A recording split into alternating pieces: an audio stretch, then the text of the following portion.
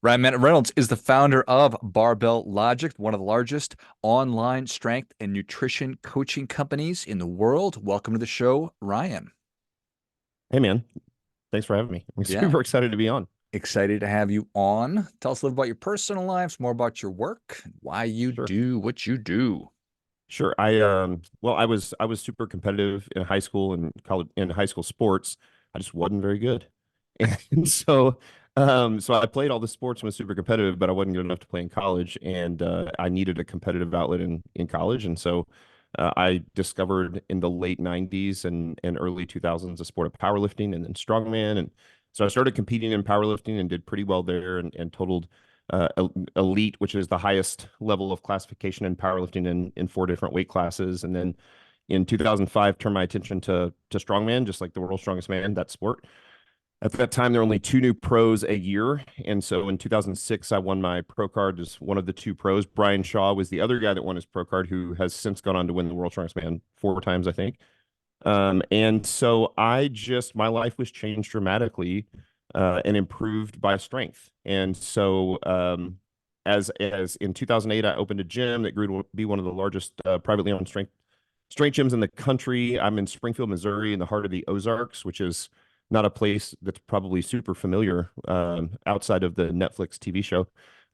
for for most, it's not really like that. And so anyway, I opened a gym and the gym went great. And we trained really normal people, business executives and soccer moms and dads, and trained them like powerlifters and strongmen. And they wanted to train, in a little more, I don't know, hardcore style. But the gym was very nice, and we really focused on customer service. It was super clean. And so I started to see that there was this need for normal people to train in an exceptional way. At the time, it was really, if you wanted to train in that powerlifting or strongman or strength training style, most of the gyms were very black iron, barbell based and dirty and in industrial buildings and not high quality service and not very clean and full of a bunch of scary felons and whatever. And so or you had the boutique gyms, which were tremendous service. It was almost like going to a spa, but the training was just relatively worthless. Nobody was accomplishing anything. And I thought, surely we can do both. Surely we can do this well. And so yeah, I ran the gym from 2008 through 2015. I sold the gym at the end of 2015, and a lot of that was I saw, while I loved the opportunity to change. We had a little over 1,000 clients, which is pretty big for the size town that we're in the Midwest. But really, if you think about it, my client pool it's 15 minutes from the gym. And that client pool, if they were coming for personal training, one, personal training is prohibitively expensive, even in the Midwest, where cost of living is low. So at the time, that was $400 or $500 a month. Now it's often 1,000 or 1,200 if you live in New York or San Francisco or LA. It's $1,500 a month. And so it was prohibitively expensive, and it really locked the client and the coach into a location and a schedule. And so I think even while I loved what I did and I loved coaching, I loved changing people's life and improving their quality of life through experiencing strength and primarily through strength training, I saw that there was tremendous limitations in the sort of antiquated personal training model. And so in early 16, in January 16, I launched an online coaching business. And at the time, online fitness coaching was really growing, but I think the perception of that, and I think it still is on some level, was basically buying a program from somebody. Maybe it's an influencer, maybe it's a bodybuilder, and I knew that's not what I wanted to do. I wanted to actually coach. And so programming is certainly something that we do, but what I ended up doing was developing systems and standard operating procedures. I had my clients video all their lifts, upload their videos. Back in the olden days of 2016, they were uploading them to YouTube, and I was breaking them down via typed feedback. And but it worked, and we were able to scale. And of course, I was able to expand my potential client pool to the entire world and not just Springfield, Missouri. And then I hired really 30 or 35 of the best expert strength coaches in the world, in the private sector strength coaches in the world. And that gave us the opportunity to match clients with the perfect coach for them. So now we have, coach, and now we have 80 or 90 of those coaches. And so if we had coaches that were, these are highly professional people. We're talking about surgeons. I have a guy who's a surgeon who he's in his 60s, and he really just trains people 55 or older. I have female coaches who are amazing that focus on postpartum moms. And so whatever your demographic is, you can get matched with the perfect coach for you. But then you come back to that limitation of the in-person coaching model or the traditional personal training model, and you get rid of all that inflexibility. And so now, because it's asynchronous coaching, we now have our own software, everything is super clean and tight. You get your programming from your coach. You can train at your home gym, at a big box gym, at a hotel gym, at a resort gym, in your hotel room. If you're a business executive and you don't have access to anything that day, we can program for you. You video yourself, and then your coach breaks down your technique and your workout via an integrated screen recorder within 24 hours. And the cost of that is about a fourth of what personal training costs. So you get one of the best coaches in the world. You get to do it on your own time, anywhere, anytime with the equipment you have available. And the coach gets the same level of flexibility. I travel all the time. As a matter of fact, I fly to Austin 5:30 tomorrow morning, and I'll still continue to coach. And then I'm in Tampa the next week. And I've done this from Scotland, and I've done it from Mexico. And it doesn't matter where you are as a coach. If I've got internet, I can coach. As a client, if you have a cell phone, you can get training. And so this has gone very well for both in the private sector, but we've also then expanded to licensing out that software to other professional coaches in the industry. And we started to land government contracts last year, which was great because for soldiers, American soldiers, they're so itinerant. They're in San Diego, and then they're in Ogden, Utah, and then they're in Germany, and then they're in Afghanistan. It doesn't matter where they are. They can continue to get coaching from their personal expert coach, regardless of where they are. So when we need our soldiers at their best, which is combat ready in combat scenario, they're still training and getting stronger and being more resilient and less vulnerable to injury. And so that's what we've done. And we've just touched a nerve. And I think we carried over that high level of customer service from the in-person model into the online model, and really have focused on building relationship with our clients, building trust, and really spending a lot of time to make sure you get connected with the right coach. And so yeah, I would make the argument that I think at this point, I think there was some point a few years ago that if done correctly, online strength coaching is better than the in-person model. And I didn't, when I launched my business, I actually said the opposite. I said, if you have access to a great coach, you should do that. But now, with technology the way it is, with high-speed internet, with incredible phones and cameras, with the ability to connect with great coaches, I actually think if it's done correctly, then it surpasses in-person coaching. Now, of course, the problem is, and really what we're trying to do, is redefine what online coaching or quality online coaching actually looks like, and redefine personal training. Because I still think that the vast majority of people think, I'm just going to DM this Instagram influencer and pay $75 for a program. But that's not coaching, it's just a program. And the problem with that is AI is becoming so good that I would argue that AI is already at the point that they can out-program even the best coaches. And for us, we've noticed that programming is a distant third to consistency, and which comes with accountability and technique. And so if you don't have someone to hold you accountable, it's that human relationship piece is going to last for a while. And because there's a technique component to excellent coaching, that's something that AI can't do either. And one day it may be able to. But right now, certainly we have leveraged AI to automate what we can from the programming perspective, and mostly to automate the administrative process and payment processing and things like that, so that it frees up the client to primarily work with their coach and to train, and to free up the coach to interact with their client and not have to be, bogged down by all the administrative tasks. And so I love it, man. We've coached, I think, up 6 or 7 thousand clients at this point, and it's just been amazing. It's been amazing to watch so many people change their lives. And again, we're not talking about 22-year-old kids, and certainly we have those, but our average client is 47. So people in their 40s, 50s. We have a handful of clients in their 80s that do this. So I love it. Well, I love it too. We're certainly we as Americans are struggling with our health, so the more barriers we can remove and the more efficient and all those things, that's all for the better. For sure. When you were competing at strongman, I want to circle all the way back. Well, Sure. how your height and weight, and then best event. And so I've said for years I'm 6'1". I had a life insurance policy put in place earlier this year, and they told me I was actually closer to 6'2". All And I right. was like, I'm 6'2". I mean, I'm 45 years old. Typically you get a little shorter. So they're like, yeah, you're 6'1 3/4". I said, I've told people I'm 6'1". So I'm somewhere between 6'1 and 6'2". I graduated high school at 155 pounds. Hmm. That was in 97. I got married in 2000 at 175. I started competing in powerlifting at 220 and worked up to 308 pounds of body weight by the time I was, a high level powerlifter and strongman. So, and to put that in perspective, so most people would think, oh, a guy that's almost 6'2 and 300 pounds, that's a big guy. Brian Shaw, Thor from the Game of Thrones, if you've seen that, he was a rookie as I was leaving.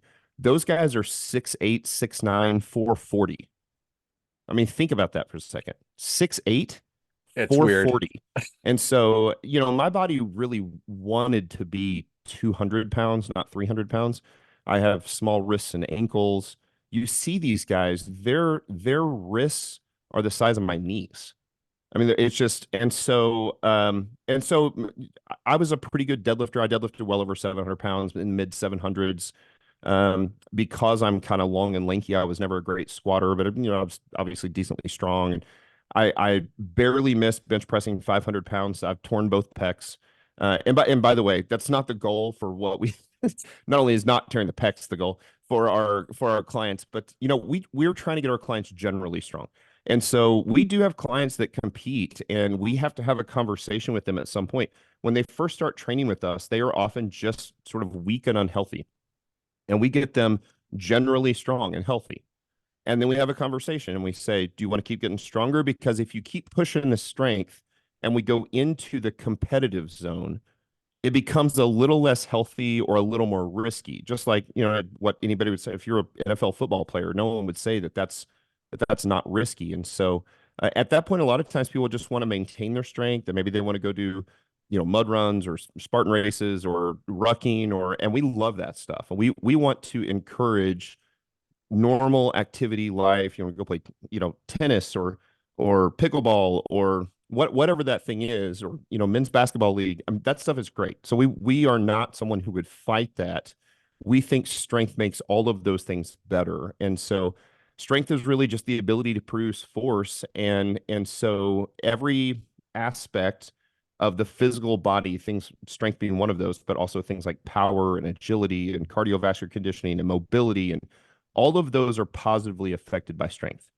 But it's not a two-way street, right? So if I take someone off of the couch who's watching Netflix and they've never done anything, and I teach them how to do a squat with a full range of motion, then they will get stronger, but they will also get more mobile. But if I take the same person and I just put them in yoga class, and we have nothing against yoga, they'll get more mobile, but they will not get more strong.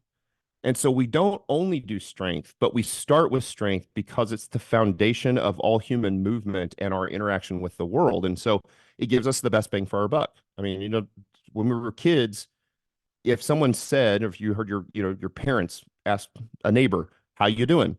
The answer was good. Now, if we say, how you doing? The answer is busy. Hmm. Busy has replaced good. So everyone is busy and everyone is urgent. Everybody's drowning in urgency. And so we want to use our time wisely. Most of our clients train 45 minutes 3 times a week. And that's enough to get really, really pretty dang strong, strong enough for anything that life would throw at you. And so obviously, if you want to become more competitive, maybe you train a little more, but not a ton more.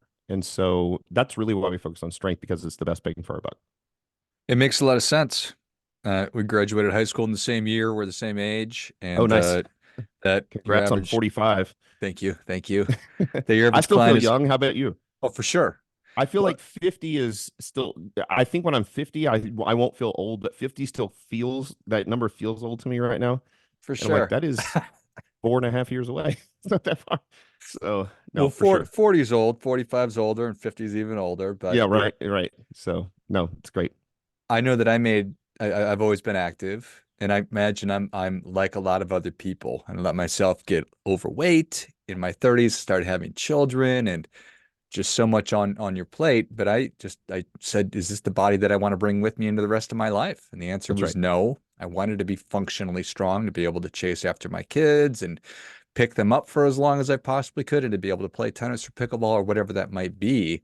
So I wanted to ask what the barriers to getting started are for most people.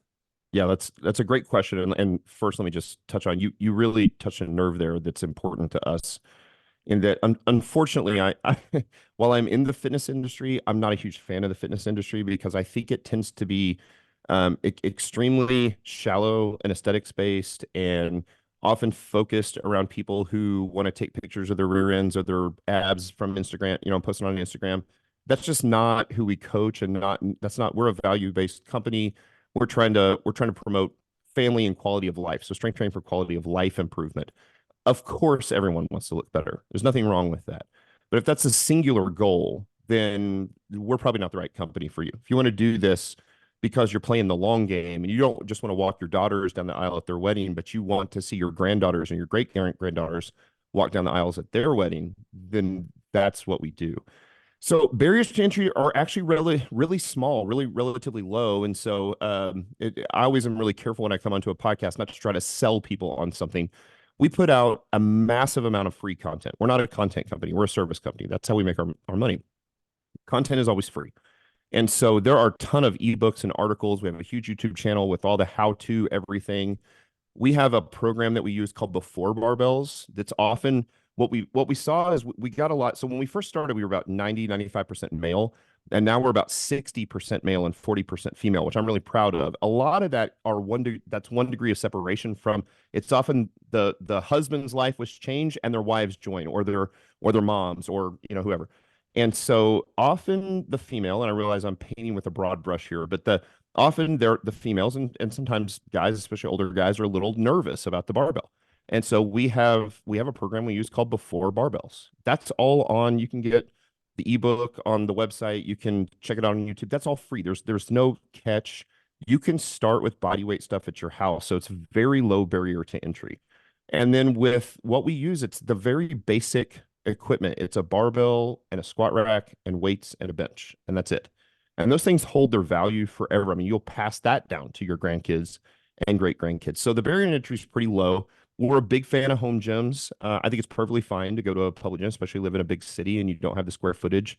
But I love the home gym. Like my wife and I train together, and I've got a 19-year-old daughter and a 13-year-old daughter. They've seen us lift together. Obviously I'm a lot stronger than my wife, but it's a time that we get to spend together. She models that for her kids, for our kids.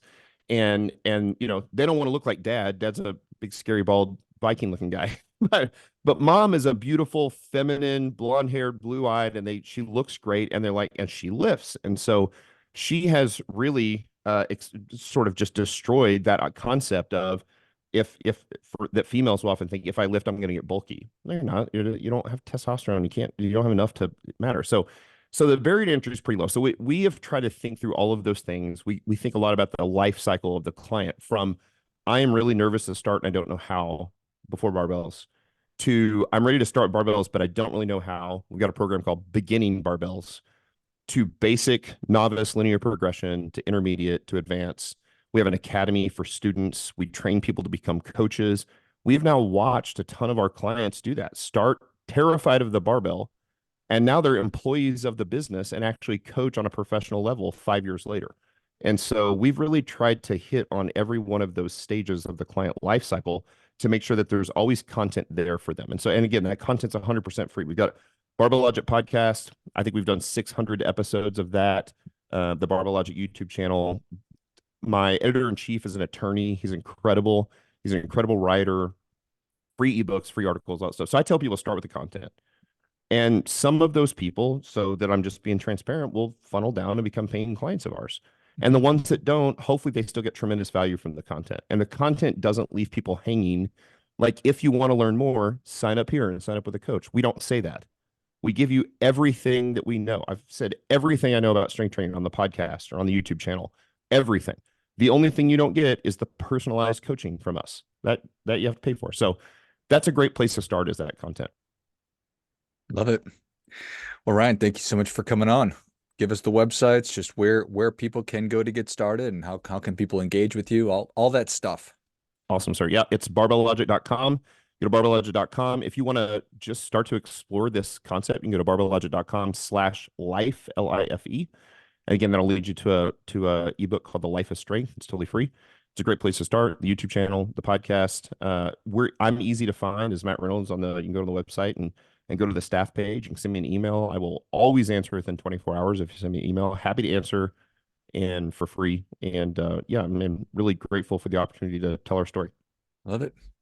If you enjoyed this as much as I did, show Ryan your appreciation. Share today's show with a friend who also appreciates good ideas. If you are somebody who's been thinking about getting back into fitness, back in shape, getting stronger, this is an awesome opportunity. Go to barbelllogic.com. Check out all the great free resources. Go to barbelllogic.com/life. Pick up your copy of Life of Strength. Check out their YouTube channel, the podcast, and go ahead and email Ryan directly. Thanks again, Ryan. Thanks, George. Appreciate you, brother. Till next time, remember, do your part by doing your best.